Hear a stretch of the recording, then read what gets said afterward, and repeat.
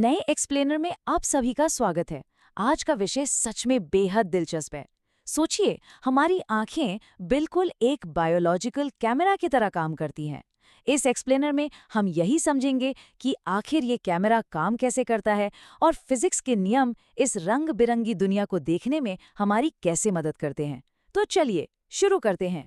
आज हम जिन मुख्य बिंदुओं पर चर्चा करेंगे वो हैं, सबसे पहले एक कैमरे के रूप में मानव नेत्र को समझेंगे, फिर दृष्टि दोष और उनके निवारण पर बात करेंगे, उसके बाद नेत्र की समंजन क्षमता और आखिर में प्रकाश का वर्ण विक्षेपण और प्रकीर्णन जैसी शानदार प्राकृतिक घटनाओं को देखेंगे।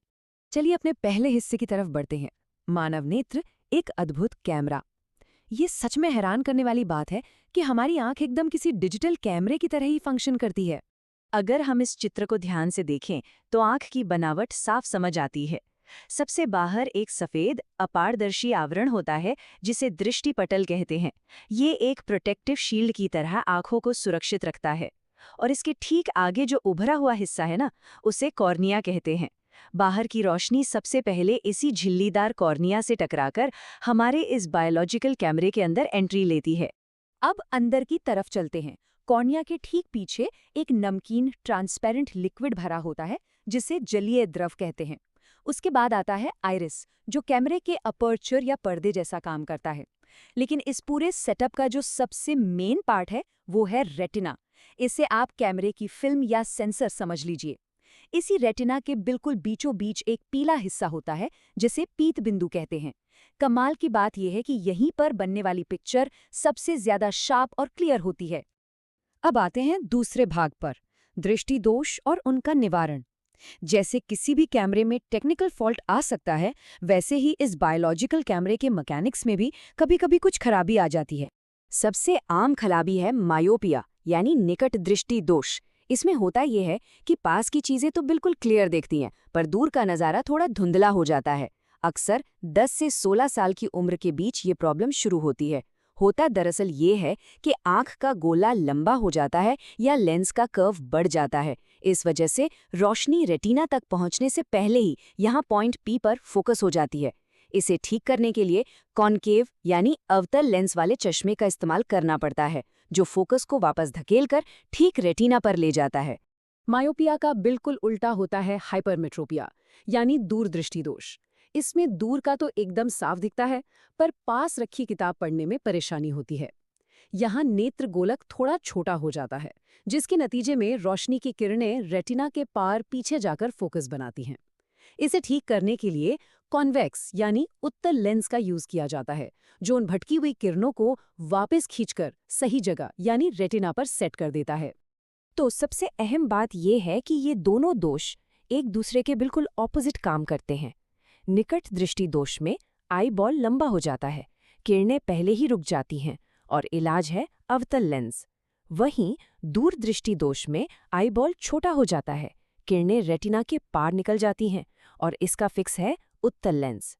ये कंपैरिजन इन दोनों के बेसिक फर्क को एकदम क्लियर कर देता है। उम्र बढ़ने के साथ एक और इंटरेस्टिंग बदलाव आता है। जैसे जैसे उम्र बढ़ती है, आंख की मांसपेशियां कमजोर पड़ने लगती हैं और लेंस का लचीलापन कम हो जाता है। इस हालत को जरा दृष्टि दोष या प्रेसबायोपिया कहते हैं, जिसमें पास और दूर दोनों ही जगह फोकस करने में दिक्कत होती है। इस प्रॉब्लम से निपटने के लिए एक स्मार्ट सोल्यूशन है बाइफोकल लेंस। इसमें एक ही चश्मे में ऊपर की तरफ अवतल और नीचे की तरफ उत्तल लेंस दोनों फिट किए जाते हैं। इनके अलावा दो और कंडीशंस होती हैं जिन पर ध्यान देना जरूरी है। एक है मोतियाबिंद या कैटरैक्ट, जो आमतौर पर बुढ़ापे में होता है, जहां लेंस धुंधला या दूधिया हो जाता है। इससे रोशनी पूरी तरह ब्लॉक भी हो सकती है। और दूसरा है वर्णांधता या कलर ब्लाइंडनेस, जिसमें इंसान कुछ खास रंगों में फर्क नहीं कर पाता। ये बात ध्यान रखने वाली है कि कलर ब्लाइंडनेस पूरी तरह से एक जेनेटिक यानी आनुवांशिक कंडीशन है। अब आगे बढ़ते हैं तीसरे हिस्से की तरफ, जो है नेत्र की समंजन क्षमता, यानी आंखों की ऑटोमेटिकली अपना फोकस एडजस्ट करने की अद्भुत पावर। आंखों की इस एडजस्टमेंट पावर के बारे में जब हम बात करते हैं तो एक नंबर बहुत स्पेशल है, 25 सेंटीमीटर। एक नॉर्मल इंसान की आंख के लिए ये वो सबसे कम दूरी है जहां चीजें बिना किसी जोर या स्ट्रेन के एकदम साफ देखी जा सकती हैं। इसे स्पष्ट दृष्टि की न्यूनतम दूरी कहते हैं। अगर हम किताब को इससे ज्यादा पास लाएंगे तो टेक्स्ट धुंधला दिखेगा और आंखों में दर्द होने लगेगा। चौथे भाग में हम बायोलॉजी से बाहर निकलकर फिजिक्स की रोचक दुनिया में कदम रखेंगे। हमारा टॉपिक है प्रकाश का वर्ण विक्षेपण, यानी रोशनी का अपने अलग अलग रंगों में बट जाना। ये नज़ारा देखिए, कितना मैजिकल लगता है। जब सफ़ेद रोशनी एक त्रिकोणीय प्रिज्म से गुजरती है, वो तुरंत 7 अलग अलग रंगों में बिखर जाती है। वही विबग्योर वाले रंग जो हम इंद्रधनुष में देखते हैं। ये चित्र परफेक्ट तरीके से साबित करता है कि जिस रोशनी को हम बिल्कुल सफ़ेद और साधारण मानते हैं, वो दरअसल इन सारे खूबसूरत रंगों का एक मिक्सचर होती है।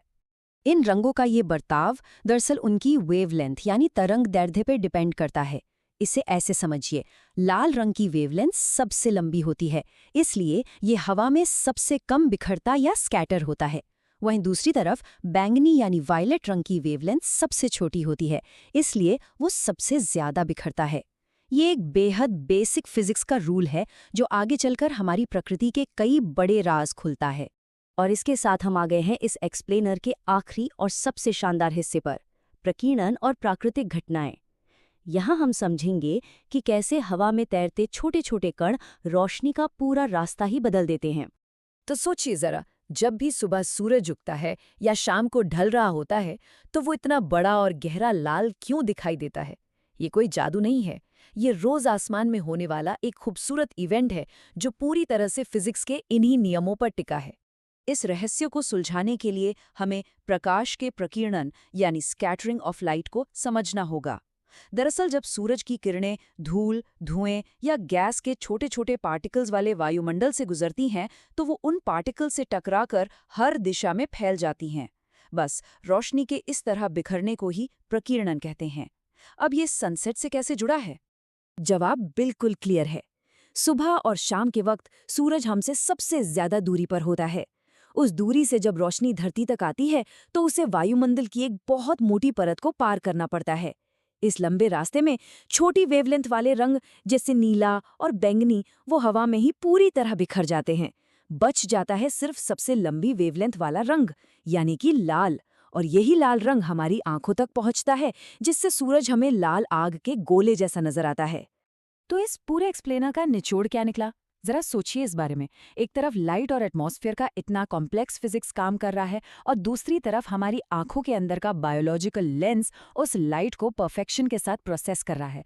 इन दोनों का ये परफेक्ट टीम वर्क ही हमें इस अजब और रंग बिरंगी दुनिया का अनुभव कराता है। अगली बार जब भी किसी खूबसूरत सनसेट को देखें, तो इस जादू के पीछे की साइंस और बायोलॉजी को जरूर याद करिएगा। लेकिन क्या सोचा है आपने, क्या इस रोशनी और दृष्टि के और भी कुछ ऐसे रहस्य है जो अभी तक इंसानी समझ की पकड़ से बाहर